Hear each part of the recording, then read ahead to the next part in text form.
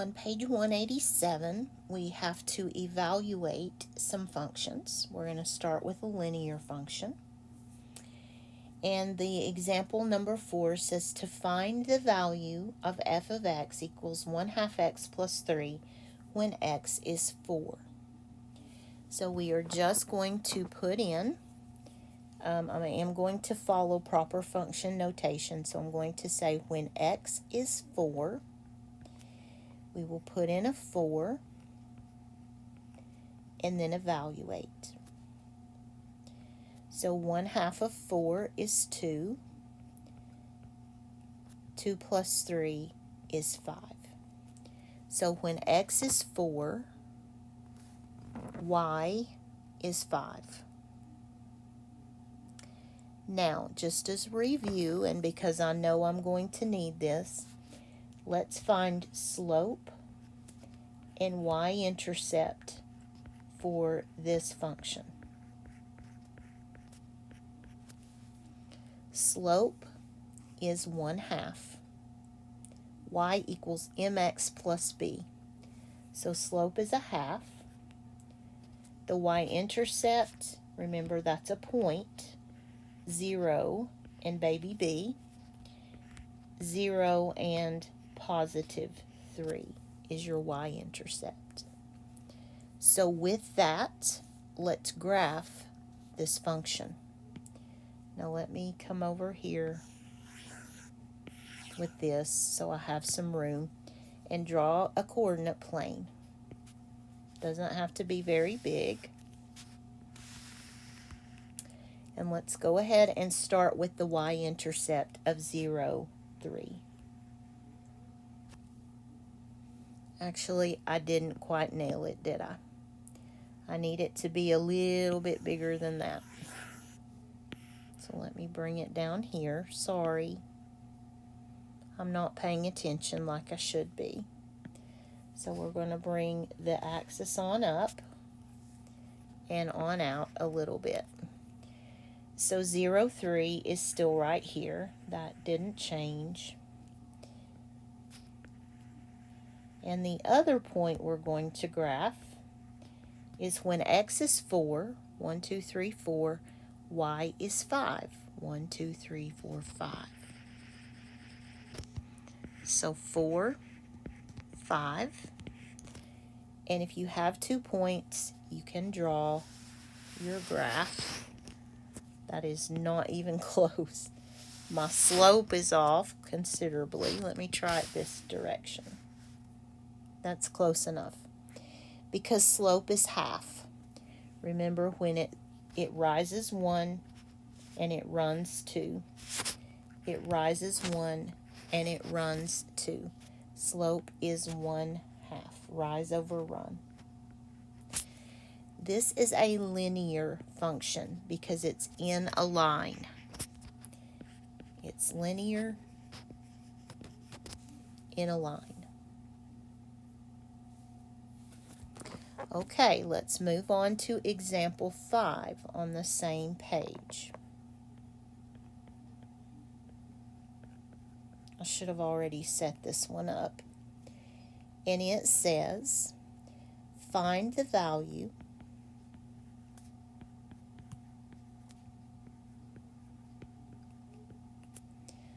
of f of x equals x to the second power plus 4x minus 3 when x is 2.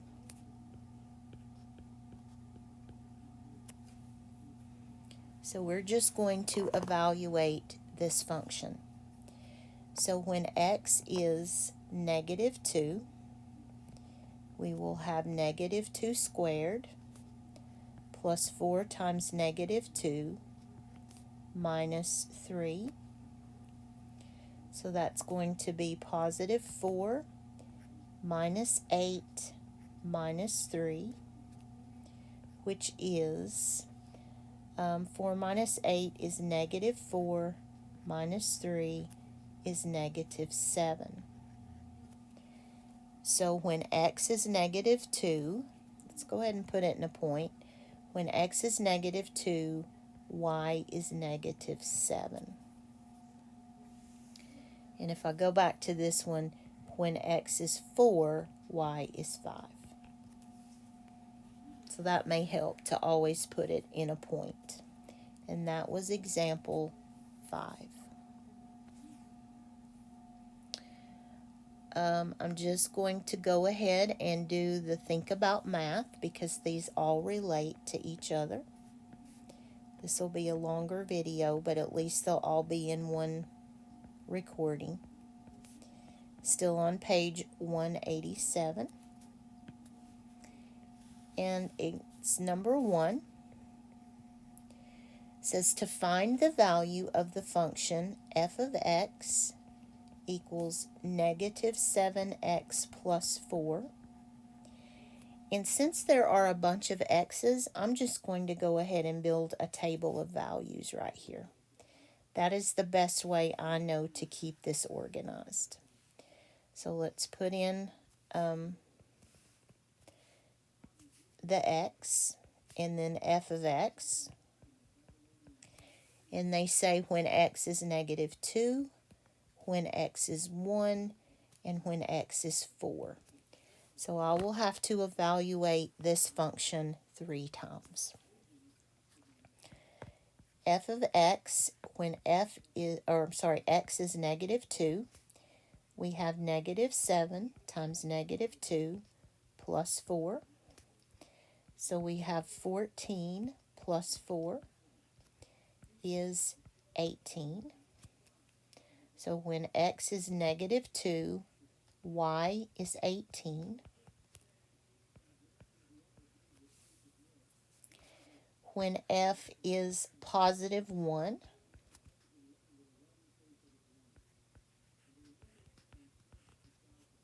so substitute the positive ones, you will end up with negative 7 plus 4. So this is going to be negative 3. When x is 1, y is negative 3.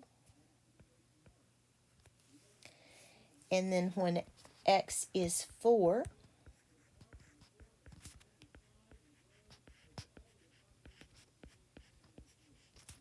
we have negative 28 plus 4 is negative 24.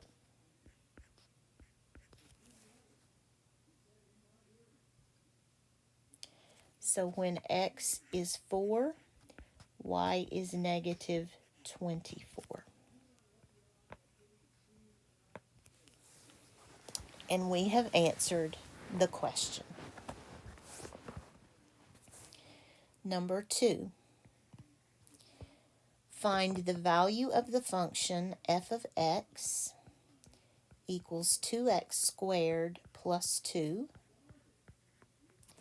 when x is negative 2, 0, and 1/2.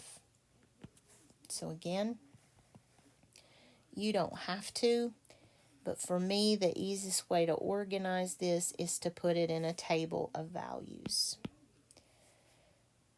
which I'm having a very hard time drawing. I'm very tired tonight, guys. It's almost 11 o'clock, and I'm ready to call it a night for today. So here is x and f of x, and the values they gave me are negative 2, 0, and 1/2. And you can use 1/2 or you can use 0.5. It doesn't matter. So f of negative 2 is 2 times negative 2 to the second power plus 2. So we will first do negative 2 squared. That's going to be 4. 2 4s are 8. And 8 plus 2 is 10. I like that equal sign there just to keep me straight. So when x is negative 2, y is 10. So much of this is about staying organized. All right, then I have f of 0 So we have 2 times 0 squared plus 2. Well, 0 squared is 0.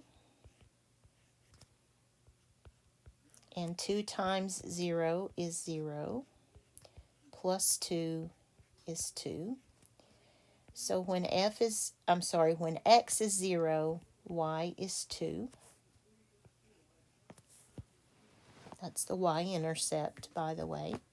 So that 2 would be baby b if we had that type of equation. So f of 1/2 is going to be 2 times 1/2 to the second power plus 2. 1/2 to the second power is 1/4. And 2 times a fourth is going to be 0.5. So 2.5 is the value when x is 1/2.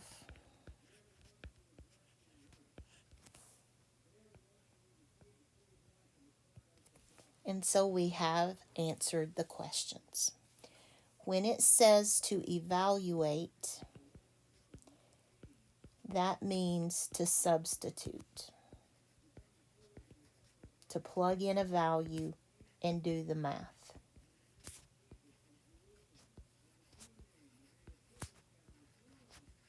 So if you're taking a test and you see the word evaluate, they're wanting you to plug in a value and then do the math. Okay, we have one more here. It's in the margin, and it's called the 21st century skill.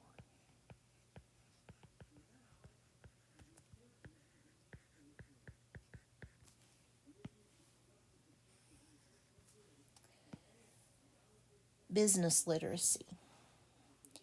A business uses the function c of x equals x squared minus 6x plus 8 to determine the cost to produce X tennis rackets. Now, before you panic on me, let's take what we know, just work it through like this a minute. It's okay. Because we're used to seeing f of x. That's just the general function notation. But let's see if we can figure this out in terms of what we already know. So I'm going to use a lot of labels on this one. When we first started learning this, I told you that this was x and this is y. And it still is. And then I said this is the independent variable and this is the dependent variable. And then I said, okay, we're going to call this x, and then we're going to call this some function of x.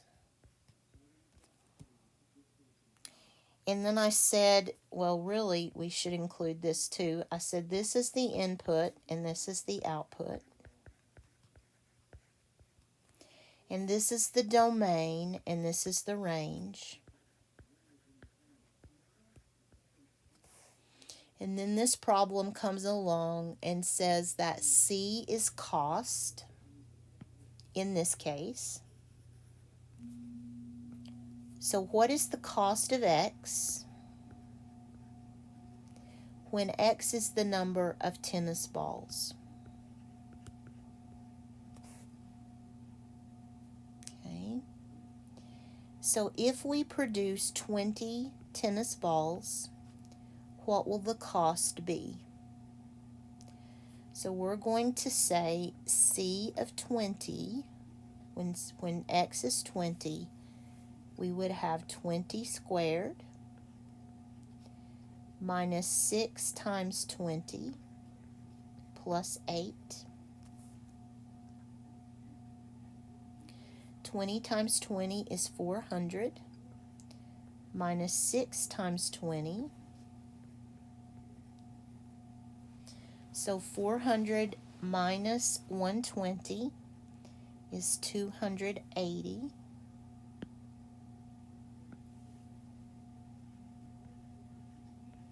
Plus 8. So the cost when you produce 20 tennis balls, sorry, it's not tennis balls, is it? It's rackets. Excuse me. I just made up my own problem there. Let me fix that. It's not tennis balls, it's tennis rackets.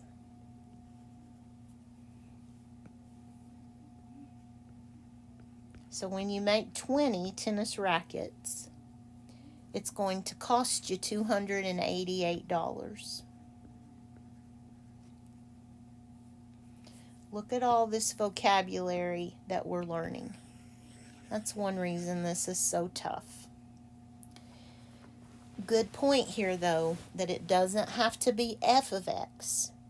In this case, it's the cost of x. It can be f of x, c of x, a of x, whatever it needs to be. But the process works exactly the same.